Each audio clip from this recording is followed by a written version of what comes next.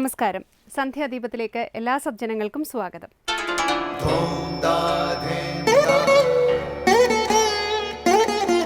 ശുഭം ഭവതു കല്യാണമായുസാരോഗ്യവർദ്ധനം സർവദുഃഖ വിനാശായ സന്ധ്യാദീപം നമോസ്തുതേ. നാമം ജപായനം പുണ്യം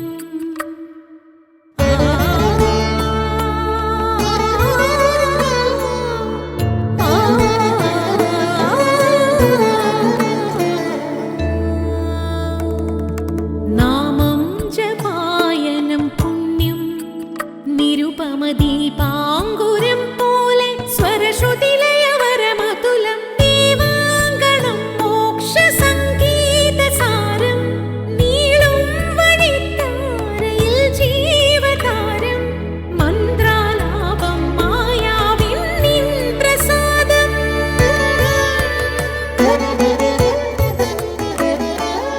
ഇരുൾ നീങ്ങിയുണരുന്ന തെളിനാളദീപം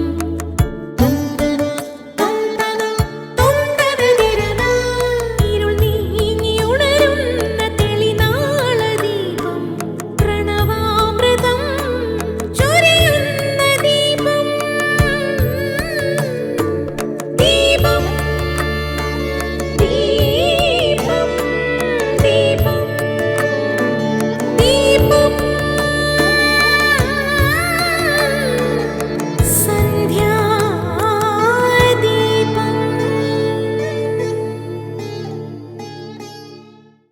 ആകയാൽ ഞാനുണ്ടൊന്നു നിന്തിരുവടി തന്നോടാകാംക്ഷാപരവശചേതസ ചോദിക്കുന്നു. കാരുണ്യം എന്നെ കുറിച്ചുണ്ടെങ്കിൽ എനിക്കിപ്പോൾ ശ്രീരാമദേവ തത്വം ഉപദേശിച്ചിടണം.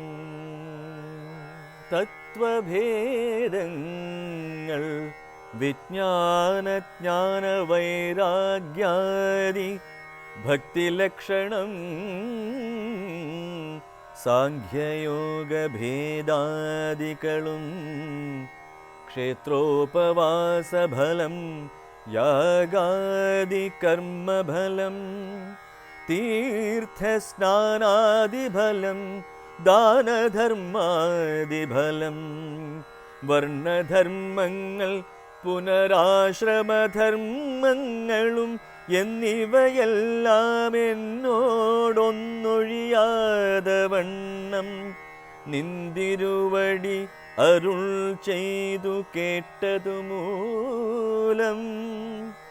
സന്തോഷം അകതാരിലേറ്റവുമുണ്ടായി വന്നു. ബന്ധമോക്ഷങ്ങളുടെ കാരണം കേൾക്കമൂലം അന്ധത്വം തീർന്നുകൂടി ചേതസി ജഗൽപതേ. രാമായണ പാരായണവും പ്രഭാഷണവും പഠനവും ശ്രവണവും ഒക്കെ പുണ്യപ്രദമാണ്. മറ്റൊരു വിധത്തിലും രാമായണം പുണ്യം പകരുന്നുണ്ട്. അതെങ്ങനെയാണെന്നോ? രാമായണത്തെ അനുമോദിച്ചാൽ തന്നെ അത് പുണ്യമേകും എന്നാണ് വിശ്വാസം. ഭക്തകവി തുളസീദാസൻ പറയുന്നത് പോലെ രാമായണ കഥയെ പറയുകയോ കേൾക്കുകയോ ചെയ്യുന്നവർ കാലിക്കുടമ്പടിയിലെ ജലത്തെ എന്ന പോലെ അനായാസം ഭവസാഗരത്തെ കടക്കും എന്നാണ്. ഇതനുസരിച്ച് രാമായണ പരിപാടികളും ജ്ഞാനയജ്ഞങ്ങളും പ്രഭാഷണ സദസ്സുകളും മറ്റും സംഘടിപ്പിക്കുക വഴി രാമായണത്തെ അനുമോദിക്കുന്നവർക്കും കൂടി മുക്തിയുടെ പുണ്യം പകരുന്നു. ഇങ്ങനെ രാമായണത്തിൻ്റെ പുണ്യം പറഞ്ഞാലൊടുങ്ങാത്തതാണ്. വേദങ്ങൾ പോലെ പവിത്രവും പാപഹാരിയും പുണ്യപൂർണവുമായ രാമായണം പഠിക്കുന്നവർ സർവ്വപാപങ്ങളിൽ നിന്നും മുക്തരാകുന്നു. തുടർന്ന് ശ്രീ കാവാലം ശ്രീകുമാർ ശിവാനന്ദ ലഹരി ആലപിക്കുന്നത് കേൾക്കാം.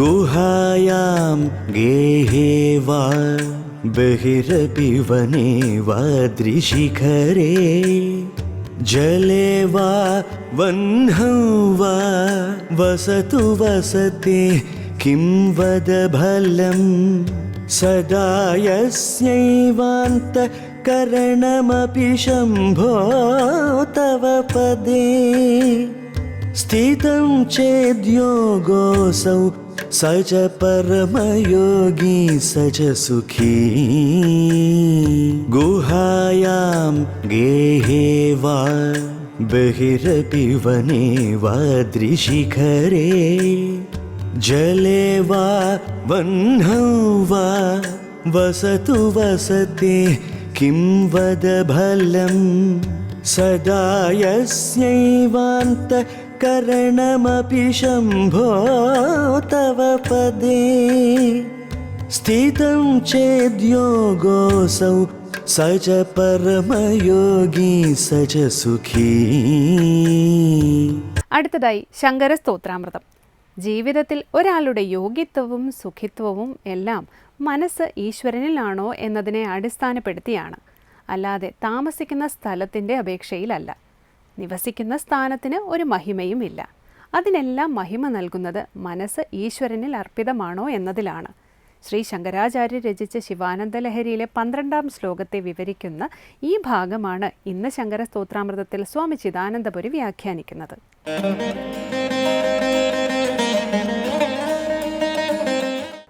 ശങ്കരകൃതികളിൽ ശിവാനന്ദ ലഹരിയിൽ 11-ാമത്തെ ശ്ലോകമാണ് ശ്രദ്ധിക്കുന്നത്.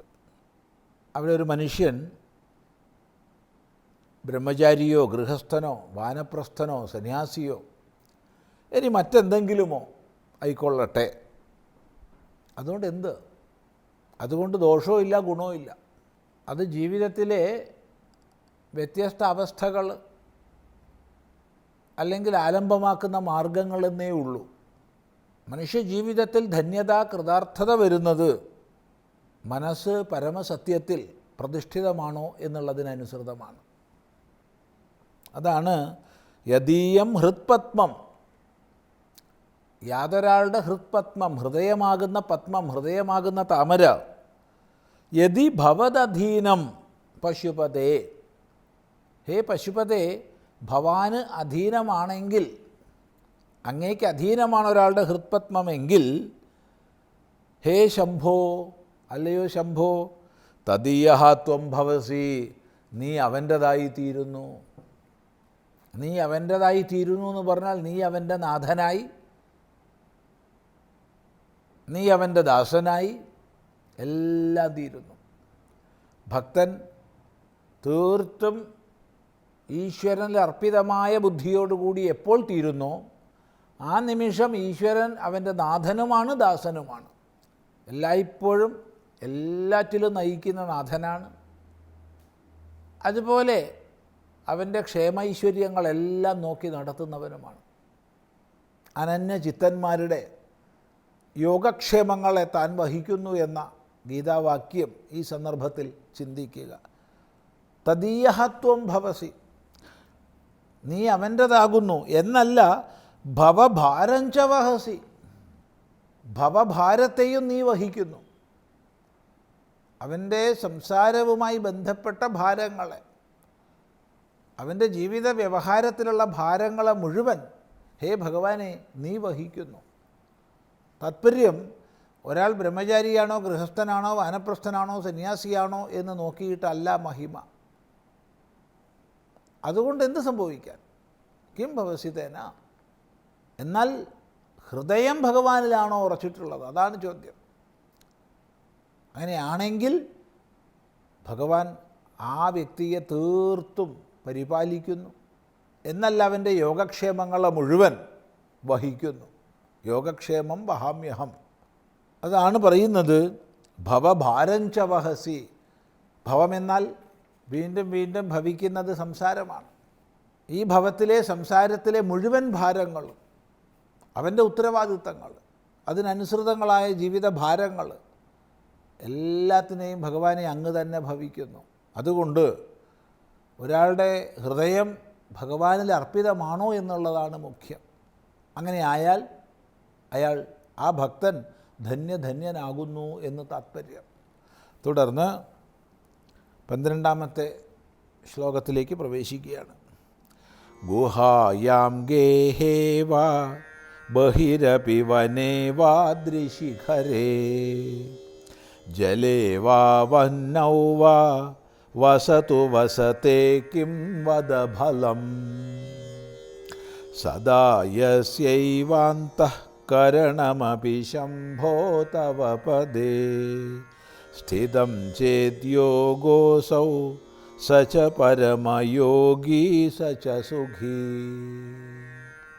ഗുഹായാം ഗേഹേ വാ ബഹിരപി വനേ വാദ്രിശിഖരേ ജലേ വാ വഹ്നൗ വാ വസതു വസതേ കിം വദ ഫലം സദാ യസ്യൈവാന്തഃകരണമപി ശംഭോ തവ പദേ സ്ഥിതം ചേദ്യോഗോസൗ സ ച പരമയോഗീ സ ച സുഖീ. നമ്മുടെ അന്ധഃകരണം ഭഗവാനിൽ പ്രതിഷ്ഠിതമാണോ? ഇതാണ് നമുക്ക് സുഖത്തെ നൽകുന്നത്, നമ്മുടെ ശ്രേഷ്ഠതയ്ക്ക് നിദാനം. ഈ ഒരാശയത്തെയാണ് പറയുന്നത്. ഒരാൾ ഗുഹയിലാകട്ടെ വസിക്കുന്നത്, ഗുഹായാം ഗേഹേ വാ അല്ലെങ്കിൽ വീട്ടിലാകട്ടെ, ബഹിരപി ഇനി വീടിന് പുറത്തായിക്കൊള്ളട്ടെ, വനേവാ കാട്ടിലാവട്ടെ, അദ്രിശിഖരേ അദ്രിയുടെ പർവ്വതത്തിൻ്റെ ശിഖരത്തിൽ കൊടുമുടിയിലാകട്ടെ, ജലേവ വെള്ളത്തിലാകട്ടെ, വന്നൗവ അഗ്നിയിലായിക്കൊള്ളട്ടെ താമസിക്കുന്നത്, വസതേക്കും വധഫലം വാസസ്ഥാനം കൊണ്ട് എന്ത് ഫലം, എവിടെ താമസിക്കുന്നു എന്നുള്ളത് കൊണ്ട് എന്ത് ഫലമാണുള്ളത്? പറയൂ. ഒരു ഫലവും ഇല്ല. എവിടെ താമസിച്ചാലും കൊള്ളാം, എല്ലാം നല്ലത് തന്നെ. എന്നാൽ സദാ യസ്യ ഏവ അന്ധഃകരണം തവ പദേ സ്ഥിതം ചെയ്ത്, യാതൊരാളുടെ അന്ധഃകരണം ഹേ ഭഗവാനെ നിൻ്റെ പദത്തിൽ സ്ഥിതി ചെയ്യുന്നുവെങ്കിൽ അസൗ യോഗ, അതാണ് യോഗം. സച്ച പരമയോഗി, അവൻ പരമയോഗിയാണ്. സച്ച സുഖീ, അവൻ സുഖിയാണ്. ഇപ്പം ജീവിതത്തിൽ ഒരാളുടെ യോഗിത്വവും സുഖിത്വവുമെല്ലാം മനസ്സ് ഈശ്വരനിലാണോ എന്നുള്ളതിൻ്റെ അപേക്ഷയിലാണ്, അല്ലാതെ നിവസിക്കുന്ന സ്ഥാനത്തിൻ്റെ അപേക്ഷയിലല്ല. നിവസിക്കുന്ന സ്ഥാനത്തിന് എന്ത് മഹിമയാണ്? ഒരു മഹിമയുമില്ല. അതിനെല്ലാം മഹിമയെ നൽകുന്നത് മനസ്സ് ഭഗവാനിലാണോ എന്നുള്ളതാണ്. ഈ വിഷയം ഒന്നുകൂടി നമുക്ക് ചിന്തിക്കാം. അടുത്ത പ്രാവശ്യമാവട്ടെ.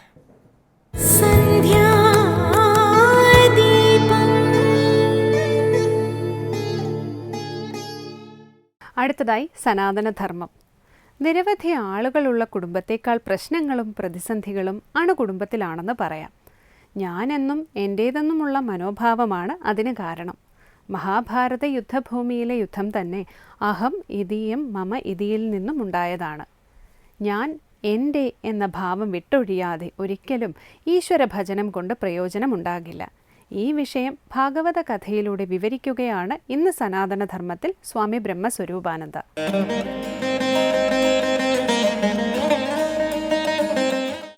ഓം നമോ ഭഗവതേ വാസുദേവായ. എല്ലാവർക്കും എൻ്റെ നമസ്കാരം. സോകം മമാഹമിതി മൂഢമതിർവിഗാഢ ത്വന്മായയാ വിരിജിതാത്മനി സാനുബന്ധേ തത്വഞ്ജസാ നിഗദിതം ഭവദായഥാഹം സാധയാമി ഭഗവൻ അനുശാധിഭൃത്യം. പറയാ സഹ അഹം, ആ ഞാൻ,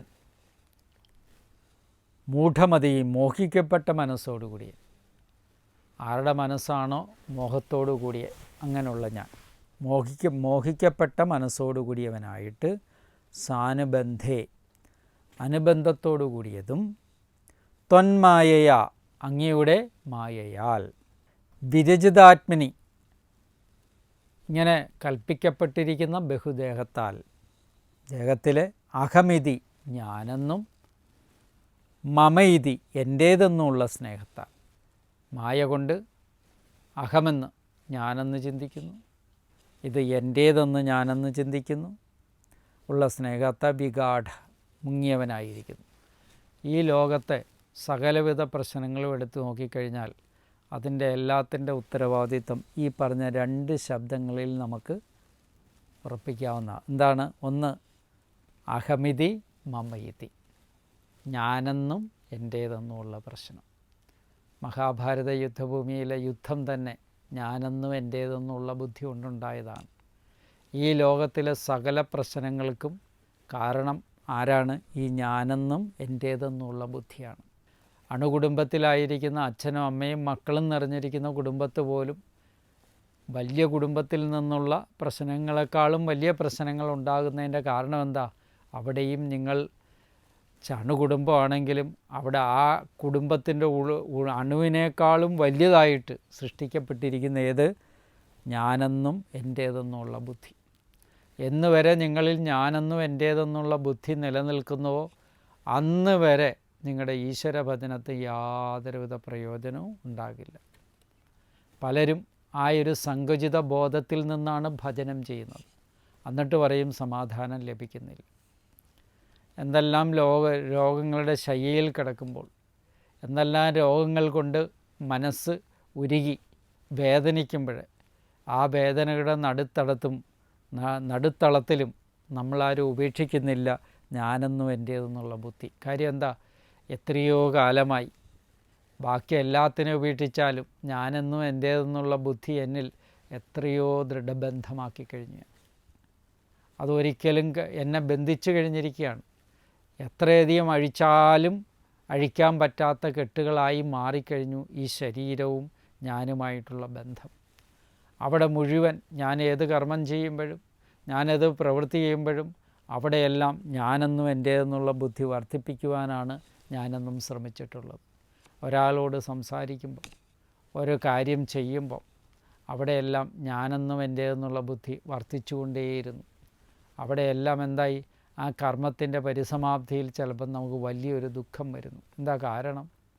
അത് എൻ്റേതെന്ന് ഉള്ള ആ ബുദ്ധി വർദ്ധിച്ചിരുന്നപ്പം അതിൽ ശ്രദ്ധ കൊടുക്കാൻ എനിക്ക് സാധിച്ചില്ല. ഇങ്ങനെ കർമ്മപാശത്താൽ ബന്ധിതരായി ഞാനെന്ന് ഭഗവാന്റെ മായയാൽ ഞാനെന്നും എൻ്റേതെന്നുള്ള ബുദ്ധിയോടുകൂടി ജീവിത നൗകയിൽ ആടി ഉലഞ്ഞുകൊണ്ടിരിക്കുന്ന മാനവ മനസ്സുകൾക്ക് ഒരു അഭയകേന്ദ്രമാണ് ഏത്?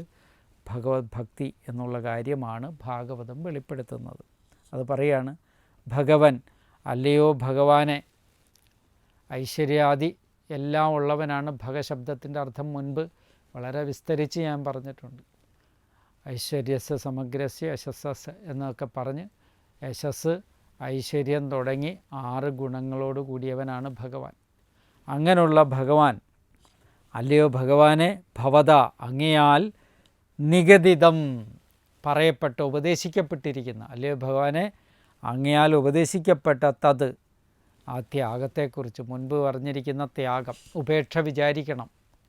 ഏതൊക്കെയാണ് എനിക്ക് അനുകൂലമായിട്ട് വേണ്ടത്? എൻ്റെ മനസ്സിനെ നിയന്ത്രിക്കാൻ ഏതൊക്കെ എനിക്ക് സാധിക്കുന്നതുണ്ട്, ഏതൊക്കെ സാധിക്കാത്തതുണ്ട് എന്ന് വിചാരം ചെയ്തിട്ട് അനുകൂലമായിട്ടുള്ളത് യാതൊരു പ്രകാരമാകിയാൽ അഞ്ജസ പ്രയാസം കൂടാതെ അഹം സംസാദയാമി, ഞാൻ നന്നായി സാധിക്കുമോ, എനിക്ക് നന്നായി സാധിക്കുമോ, ഭൃത്യം ദാസനായ എന്നെ യഥാ ആ വിധം അനുശാസി അഭ്യസിക്കണമേ.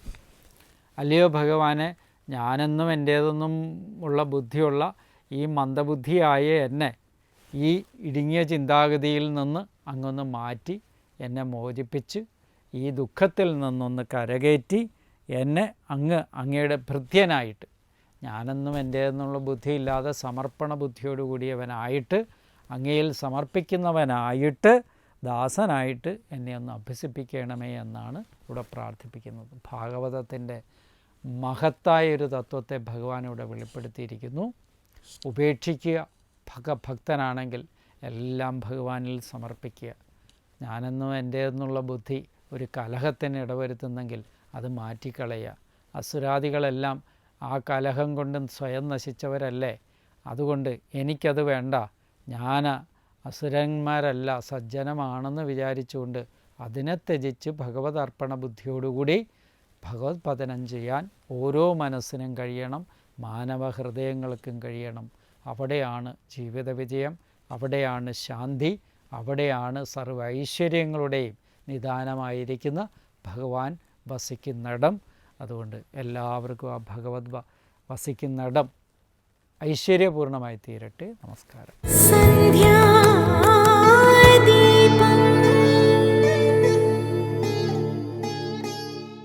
തുടർന്ന് ദീപാരാധനയാണ്. ക്ഷേത്രസന്നിധിയിലെത്തി മംഗളാരതി തൊഴുത് ഇന്നത്തേക്ക് മടങ്ങാം. എല്ലാവർക്കും നമസ്കാരം.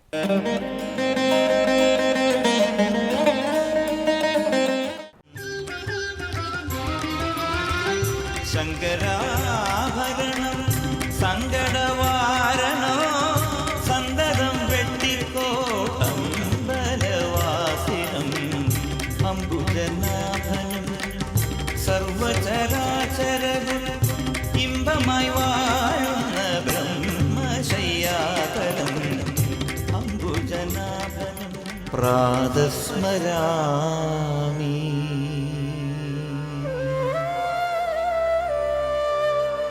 കിരീടമണിഹാരധാരി ശ്രീനാഗരാജ പരമോന്നത ദിവ്യമൂർത്തി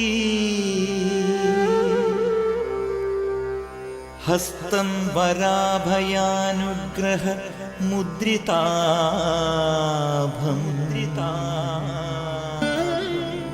ശ്രീനാഗയക്ഷിതനു വിഭൂഷിത പാർശ്വഭാ